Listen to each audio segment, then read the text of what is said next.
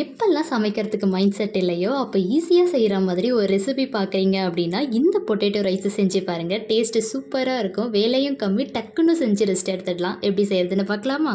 இப்போ stove on பண்ணிட்டு ஒரு பேன்ல வந்துட்டு கொஞ்சமா எண்ணெய் சேர்த்துட்டு, அதில கட் பண்ணி வச்சிருக்க உருளைக்கிழங்க சேர்த்து, 1 டீஸ்பூன் வெறும் மிளகாய் தூள், தனியாத்தூள், 1/4 ஸ்பூன் அளவுக்கு மஞ்சத்தூள், தேவையான அளவுக்கு உப்பு சேர்த்து நல்லா ஃப்ரை பண்ணி எடுத்து வச்சுக்கோங்க.